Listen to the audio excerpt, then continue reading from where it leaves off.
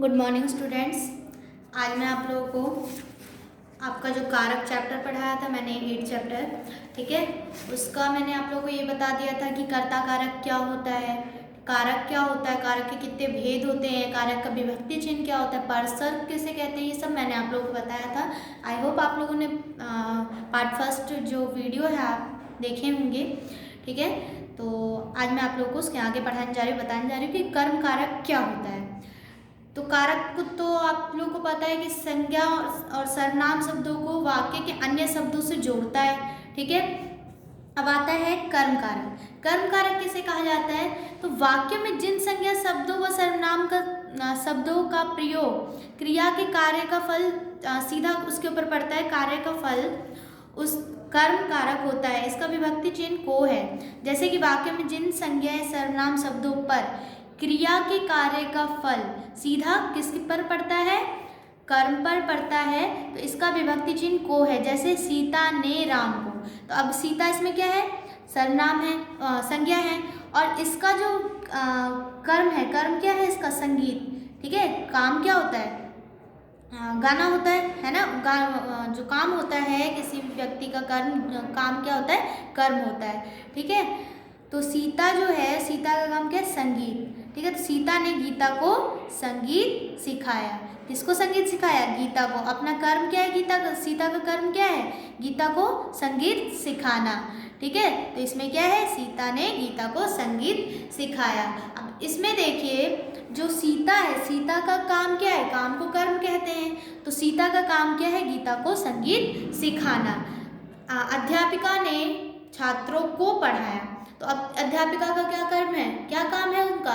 छात्रों को पढ़ाना। तो उन्होंने अपना काम किया, कर्म किया उन्होंने अपना, तो यही होता है कर्म कारक, ठीक है। तो कर्म कारक का विभक्ति चिन्ह क्या होता है बच्चों? को, ठीक है, ये याद रखना है। कर्म कारक का विभक्ति चिन्ह को होता है। इसकी पहचान इससे भी की जा सकती है कि संज्ञा या सर्वनाम शब्दों का प्रयोग अगर डायरेक्ट कर्म पर पड़ता है तो उसे कर्म कारक कहते हैं, ठीक है। नेक्स्ट आता है आप लोगों का करण कारक, ठीक है। करण कारक क्या होता है? जिसकी सहायता से कोई कार्य किया जाए। अब जैसे मैं इस पेन की सहायता से आप लोगों को बता रही हूँ, है ना, तो ये पेन क्या है?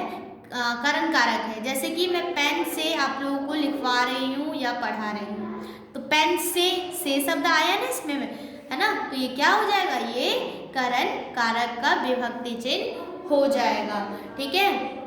मैं ट्रेन से दिल्ली गई। अब इसमें ट्रेन क्या है? ट्रेन मेरा क्या है? सहायता कर रखा है, और मैं जिससे कार्य कर रही हूँ या सफ़र कर रही हूँ वो किससे कर रही हूँ? किसके द्वारा कर रही हूँ? ट्रेन के द्वारा कर रही हूँ। तो से और द्वारा, ये जो दो विभक्ति चिन्ह है बच्चों, वो किसके हैं? वो करण कारक के विभक्ति चिन्ह हैं। तो इसको आप इस तरीके से भी पहचान सकते हैं कि जिसकी सहायता से कोई कार्य किया जाए उसे कारक कहते, करण कारक कहते हैं, ठीक है। जैसे कि पिटा, क्रिया किससे संपन्न हुई है? डंडे से, ठीक है। मैं ट्रेन से दिल्ली गई, तो इसमें कार्य किससे संपन्न हुआ है? ट्रेन से संपन्न हुआ है, ठीक है। अध्यापिका चौक से बोर्ड पर लिख रही है, इसमें कार्य किससे संपन्न हो रहा है? चौक से संपन्न हो रहा है, ठीक है। तो जिसके द्वारा कार्य किया जाता है या जिससे कोई कार्य किया जाता है उसे क्या कहते हैं बच्चों? करण कारक कहते हैं। अब आता है संप्रदान कारक। संप्रदान किसे कहते हैं? तो जिसके लिए कुछ किया जाए या जिसको कुछ, अब जैसे कि कोई गुड़िया ने अपने भाई के लिए चॉकलेट लाई, ठीक है। गुड़िया अपने भाई के लिए चॉकलेट लाई। सीता अपने भाई के लिए आम लेकर आई, ठीक है। तो इसमें जो है के लिए जो शब्द आ रहा है, सीता अपने भाई के लिए आम लेकर आई, तो इसमें क्या है? इसमें जो सीता जो है वो अपने भाई के लिए कुछ कर रही है ना, अपने भाई के लिए कुछ कर रही है। तो इसमें क्या हुआ? के लिए शब्द जो है, के लिए जो आ रहा है वो क्या है? वो संप्रदान कारक का विभक्ति चिन्ह है या संप्रदान कारक है। जिसके लिए कुछ किया जाए, जिसको कुछ दिया जाए, उसमें संप्रदान कारक होता है। इसका विभक्ति चिन्ह के लिए है या को है। जैसे मोहन अपने भाई के लिए पुस्तक लाया, ठीक है। तो मोहन किसके लिए पुस्तक लाया? अपने भाई के लिए पुस्तक लाया, ठीक है। सीता अपने भाई के लिए लाई, है ना। सीता ने अपने भाई को आम दिए, ठीक है। तो इसमें को भी आ गया। सीता ने किसको आम दिए? अपने भाई को आम दिए, ठीक है। तो उसके लिए और को जो है वो तब प्रयोग किया जाता है जब किसी के लिए किसी को कुछ दिया जाए या किसी के लिए कुछ लाया जाए। ठीक है, तो वो कौन सा कारक होता है बच्चों? संप्रदान कारक होता है। फिर बच्चों आता है आप लोगों का कर्म कारक और संप्रदान कारक में अंतर क्या है? क्योंकि देखिए कर्म कारक जो है उसमें भी को आया है, ठीक है। तो इसमें आप लोग कंफ्यूज जरूर होंगे कि कर्म कारक में भी को आया है और संप्रदान कारक में भी को आया है, तो आप लोग ये देख के कंफ्यूज होंगे, ठीक है। तो इसीलिए इसमें अंदर ये है कि इन दोनों कारकों का विभक्ति चिन्ह को है, ठीक है। क्रिया का फल जिस पर निर्भर करता है उसमें कर्म कारक होता है। जैसे राम ने, अब क्रिया का फल इसमें राम जो है किस, राम का फल डायरेक्ट किसके ऊपर पड़ा? मोहन। तो राम ने मोहन को पुकारा, और जबकि कुछ प्रदान करने के अर्थ में संप्रदान कारक होता है। जैसे गुरु जी ने बालक को पुस्तक दी, जब किसी को कुछ दिया जाता है तब अगर वहाँ पे को आता है तो वो क्या होता है? वो संप्रदान कारक। आप लोग वाक्य इस तरीके से पहचान सकते हैं, संप्रदान कारक होता है।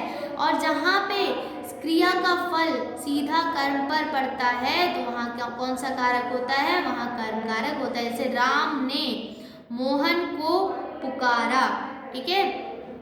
पुकारना क्या है? राम का कार्य है, ठीक है। और वो किसको पुकार रहा है? मोहन को पुकार रहा है। तो ये जो मोहन को यहाँ पे जो आया है वो क्या है? वो कर्म कारक का है, ठीक है। इसमें जो राम का फल है किस पे पड़ रहा है? मोहन, उसका कर्म है तो मोहन के ऊपर पड़ रहा है क्योंकि वो मोहन को पुकार रहा है, ठीक है। अब नेक्स्ट आता है आप लोगों का अपादान कारक। अब नेक्स्ट आता है आप लोगों का अपादान कारक। अपादान कारक किसे कहते हैं बच्चों? जहां कोई वस्तु एक दूसरे से अलग हो रही हो, ठीक है। जहां कोई वस्तु एक दूसरे से अलग हो रही हो वहां पे क्या होता है? अपादान कारक होता है। जैसे कि तारे आसमान से टूट गए। इसमें क्या है? तारे और आसमान का अलग होना पता चल रहा है ना। तो इसलिए यहाँ पे क्या है? ये से जो है वो किसका है? वो अपादान कारक है। पेड़ से पत्ते गिरे, ठीक है। ये सेंटेंस थोड़ा हो गया है, देखिए जैसे कि आसमान से तारे टूटे, ठीक है। तो इसमें जो ये आसमान और तारे के बीच में क्या है? से आया है, तो ये इन दोनों को अलग कर रहा है, एक दूसरे को पृथक कर देता है। आसमान का तारों से अलग होने का बोध होता है, तो ये क्या हो जाता है? ये अपादान कारक का विभक्ति चिन्ह है से, ठीक है। जहाँ पे एक वस्तु, जहाँ से कोई वस्तु अलग हो उसमें अपादान कारक होता है, इसका विभक्ति चिन्ह से है। जैसे पेड़ से पत्ते गिरे, ठीक है, वृक्ष से पत्ते गिरे। इसमें तो दो चीजों का अलग होना, पेड़ और पत्तों का अलग होना दर्शाया गया है। तो इन दोनों के बीच में जो से आया है वो किसका है? अपादान कारक है। आप लोग अपादान कारक इससे भी याद रख सकते हैं कि इसमें पृथकता का भाव है, ठीक। पृथकता मतलब अलग होना, ठीक है। फिर आता है आप लोगों का करण कारक। वह अपादान कारक में भेद क्या है? ठीक है, करण कारक में भी से आता है और अपादान कारक में भी से आता है। तो इसमें भी आप लोग कंफ्यूज होंगे, जैसे कि आप लोग कर्म कारक में भी को आता है और संप्रदान कारक में भी को आता है, तो इसका आप लोगों को पता चल गया। उसी तरीके से अपादान कारक में भी से आता है और करण कारक में भी से आता है। तो अपादान कारक में आप लोगों को ये पता चल गया कि पृथकता दर्शाता है, अलग होना दर्शाता है, ठीक है। उसी तरीके से करण कारक में क्या होता है? इन दोनों कारकों की विभक्ति से है। कर्ता जिस साधन के द्वारा कार्य करता है वह करण कारक है। साधन, अब जैसे पेन से, पेन क्या है? मेरा साधन है ये इंडिकेट करने बताने का, ठीक है। ट्रेन से दिल्ली जा रही हूँ, तो अब मेरा जो साधन है वो क्या है? ट्रेन है। तो उसमें क्या होता है? जो उसमें जो से आएगा वो करण कारक का होगा। और जैसे सोहन चाकू से आम काटता है, तो इसमें क्या है? किससे आम काटता है? चाकू से आम काटता है। करण किससे दिल्ली गया? ट्रेन से दिल्ली गया। परंतु दो वस्तुओं का पृथकता होना पाया जाता है, वो किसमें होता है? अपादान कारक में। जैसे पेड़ से पत्ते गिरे, कहाँ से पत्ते गिरे? पेड़ से पत्ते गिरे, ठीक है। तो ये इसका भेद मतलब अलग अलग किस तरीके से हम इसको पहचान सकते हैं, करण कारक के विभक्ति चिन्ह को और अपादान कारक के विभक्ति चिन्ह को। अपादान कारक में अलग होने का बोध होता है और करण कारक में साधन का बोध होता है। फिर आता है आप लोगों का संबंध कारक। संज्ञा या सर्वनाम के जिस रूप से एक वस्तु का दूसरे वस्तु से संबंध ज्ञात होता है उसे संबंध कारक कहते हैं। इसके विभक्ति चिन्ह का, के, की, रा, रे, री, ना, ने, नी है, ठीक है। जैसे मोहन मोहन का, उसके सोहन का भाई मोहन है, तो इसमें भी दोनों का, सोहन और मोहन का संबंध बताया जा रहा है। रिया की बहन सीता है, ठीक है, रिया की बहन सीता। तो ये शब्द जो प्रयोग होते हैं वो एक दूसरे का संबंध बताते हैं, ठीक है। वह सीता की माता जी हैं। इसमें का के की जो आते हैं ये संबंध कारक दर्शाते हैं। अधिकरण कारक क्या होता है बच्चों? तो अधिकरण कारक वो कारक होता है जहाँ पे किसी चीज का स्थान पता चले। जैसे संज्ञा के जिस रूप से आधार प्रकट, आधार मतलब स्थान, ठीक है, प्रकट हो उसे अधिकरण कारक कहते हैं। जैसे अलमारी में कपड़े रखे हैं, तो कपड़े का स्थान क्या है? अलमारी है, तो यहाँ पे अलमारी में, तो यहाँ पे जो में आया है उसका वो किसका है? अधिकरण कारक का विभक्ति चिन्ह है। जैसे कि मेज पर किताब रखी है, किताब किस पे रखी है? मेज पर रखी है, ठीक है। तो इस पे पर और में शब्द जो है वो अधिकरण कारक है के विभक्ति चिन्ह है। ये क्या करता है? आधार प्रकट करता है, यानी कि जगह या स्थान बताता है, ठीक है। फिर आता है संबोधन कारक। संज्ञा के जिस रूप से किसी को संबोधित किया जाए, यानी कि किसी को पुकारा जाए, संज्ञा के जिस रूप से किसी को पुकारा जाए तो उसे क्या कहते हैं बच्चों? संबोधन कारक कहते हैं। हे प्रभु, हे भगवान हम लोग बोलते हैं ना, तो हम किसको संबोधित करते हैं? किसको पुकारते हैं? भगवान को, ईश्वर को पुकारते हैं। और जब बोलते हैं अरे तुम इधर आओ, अपने मित्र को बोलते हैं अरे तुम इधर आओ, ठीक है। तो हम किसी को पुकार रहे हैं तो उसके लिए किसका प्रयोग करते हैं? हे और रे विभक्ति चिन्ह का प्रयोग करते हैं। तो आप लोग कारक समझ गए होंगे। आप लोग इस वीडियो को अच्छे से देखेंगे और समझेंगे, रीडिंग भी करेंगे इस चैप्टर को, ठीक है। और ये है आप लोग के कारक के चिन्ह तथा विभक्ति, आप लोग इसको भी अच्छे से लर्न कर लेंगे, ठीक है। फिर मैं आप लोग को इसका एक्सरसाइज सेंड कर दूंगी, आप लोग अपनी कॉपी में कर लीजिएगा। Okay, thank you.